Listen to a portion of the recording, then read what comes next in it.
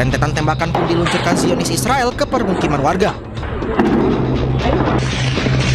Serangan Zionis Israel pun dibalas oleh pejuang Hizbullah. Aksi baku tembak pun terjadi antara Zionis Israel dan pejuang Hizbullah pada malam hari. Agresi Zionis terus dilakukan meski Israel dan Lebanon sudah menyepakati damai di Amerika Serikat. Sebelumnya Amerika Serikat, Lebanon, dan Israel menandatangani rancangan kesepakatan perdamaian trilateral di Washington DC.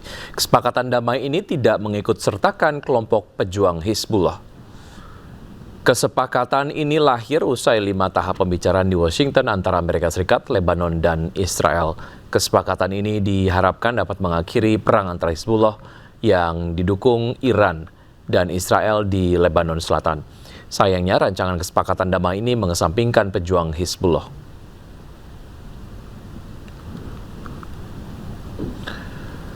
Sementara itu, gelombang protes pecah di Lebanon setelah pemerintah menyepakati kerangka perjanjian baru dengan Israel. Demonstrasi berlangsung di jalanan ibu kota Beirut yang diwarnai aksi penembakan dan penolakan terhadap kesepakatan dengan Israel.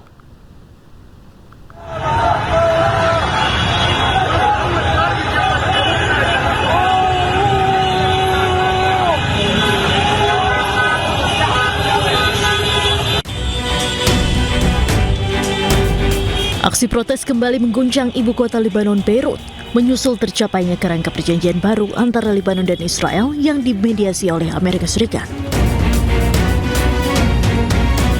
Ratusan demonstran turun ke sejumlah jalan utama di Beirut untuk menolak kesepakatan tersebut. Nampak massa membakar benda-benda di tengah jalan dan memblokir akses sebagai bentuk penolakan terhadap normalisasi hubungan dengan Israel.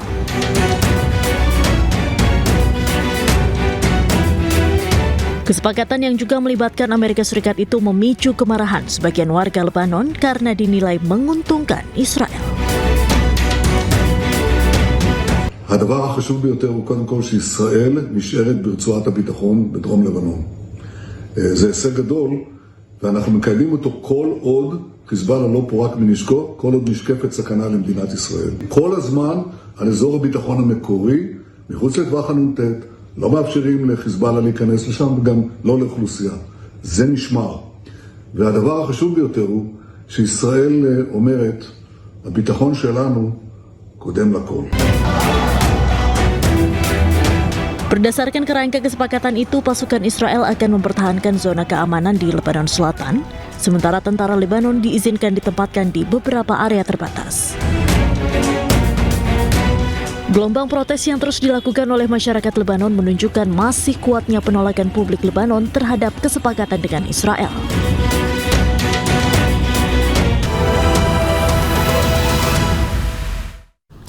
Kembali di Breaking News, pemirsa. Menteri Luar Negeri Iran Abbas Araghchi memperingatkan Amerika Serikat untuk tidak ikut campur dalam pengaturan Selat Hormuz. Menurut Araghchi, ikut campurnya pihak lain akan meningkatkan ketegangan kawasan Timur Tengah dan menunda pembukaan jalur pelayaran strategis tersebut. Hal ini disampaikan Araghchi saat berbicara pada konferensi pers bersama Menteri Luar Negeri Irak Fuad Hussein di Baghdad. Berdasarkan nota kesepahaman yang ditandatangani dengan Amerika Serikat, Selat Hormuz akan kembali ke kapasitas sebelum perang dalam waktu 30 hari. Ia juga menyerukan penghentian menyeluruh operasi militer Zionis Israel di kawasan Timur Tengah, termasuk Lebanon.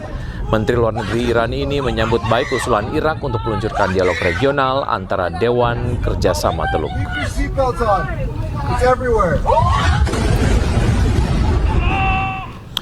Ketegangan antara Amerika Serikat dan Iran kembali meningkat setelah kedua negara saling melancarkan serangan di kawasan Selat Hormuz. Eskalasi terjadi hanya beberapa hari setelah Washington dan Teheran menyepakati gencatan senjata.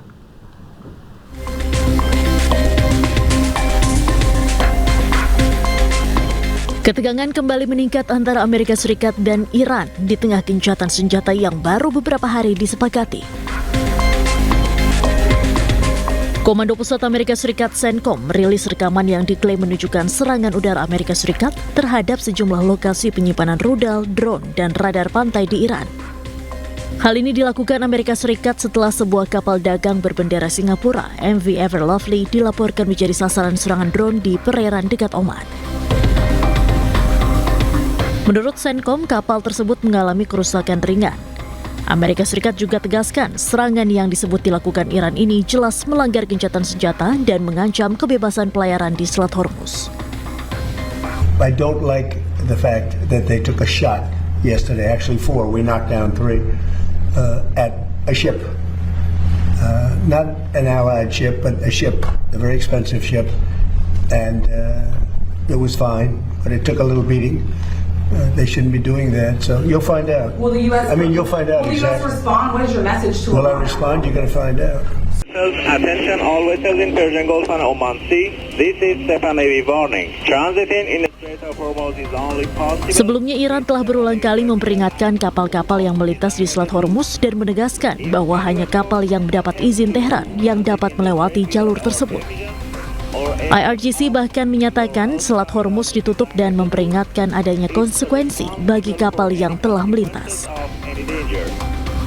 Sementara terkait serangan Amerika Serikat, Iran mengklaim telah berhasil menggagalkan serangan Amerika dan memperingatkan akan memberikan respons keras terhadap setiap aksi lanjutan dari Washington.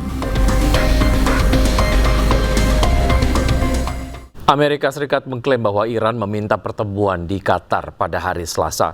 Pengumuman ini muncul setelah Iran mengadakan pembicaraan pertamanya dengan Oman mengenai pengelolaan Selat Hormuz. Oil prices are way down. We hit $69 today. It was higher than that prior to the denuclearization of Iran fight that we have, which we're doing very well. There'll be a meeting on that tomorrow in Doha. And to go into Qatar, I think they've already left, or they're just about getting ready to leave. So we'll see how that goes. But we're doing very well on that front. But the meeting in Doha is going to be perhaps important, perhaps not. We're going to find out. But we're winning militarily. It's almost won militarily, I would say. And it's really very simple. It's the denuclearization of Iran. We don't want them to have a nuclear weapon, and they're not going to have a nuclear weapon. They've agreed to that, in all fairness. Pengamat menyebut saling serang antara Amerika Serikat dan Iran di kawasan Selat Hormuz mencederai perjanjian yang ditandatangani pada 17 Juni lalu. Dan berikut adalah perbincangan kami dengan pengamat hubungan internasional Presiden University, Teguh Reza Shah. Saat ini biasanya memang 12 jam sejak kejadian itu memang ada kesimpang siuran informasi ya.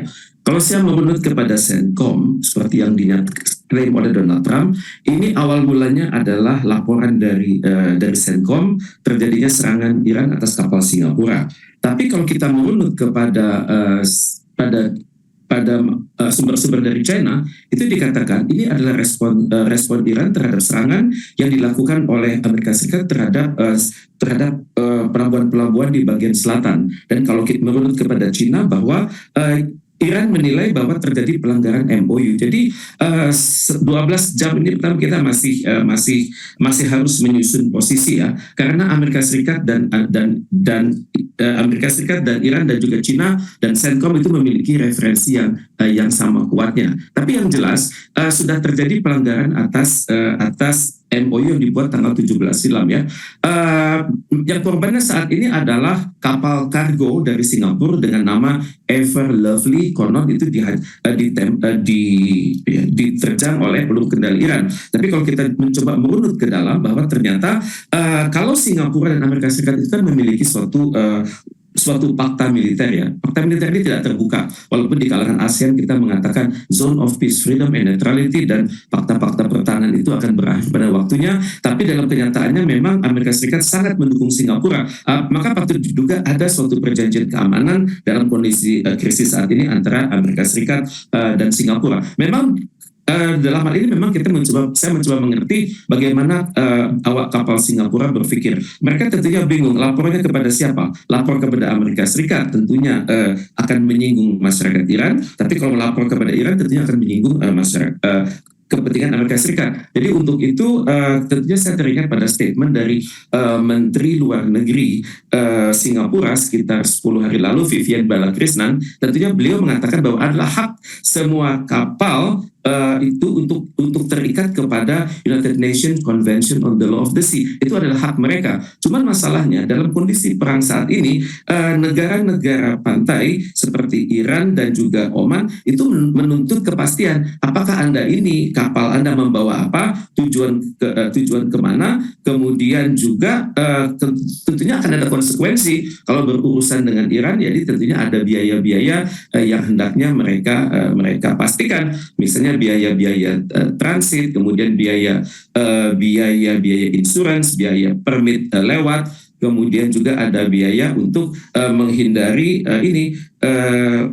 mines yang sudah terlanjur terbenam di dasar laut. Dan untuk itu tentunya hal ini kita memerlukan cek dan recek informasi. Jadi bukan hanya sisi Amerika Serikat, bukan hanya sisi Iran, tapi juga kita bertanya kepada Singapura bagaimana hal ini sampai terjadi. Maka dimungkinkan juga awak kapal Singapura itu tidak berkomunikasi dengan jelas kepada ARGC. Jadi sampai 12 jam ke depan kita masih menunggu informasi yang terkini. Tapi yang sudah terjadi adalah harga minyak sudah terlanjur naik. Kalau kita perhatikan bahwa harga-harga di Brent itu sudah mulai naik, kemudian juga tampaknya harga-harga ke depan itu akan kembali seperti awal-awal krisis. Dan yang juga kita harus amati adalah perjanjian ini sudah ternoda, dan ke depan maka items dari kesepakatan yang 14 itu akan semakin sulit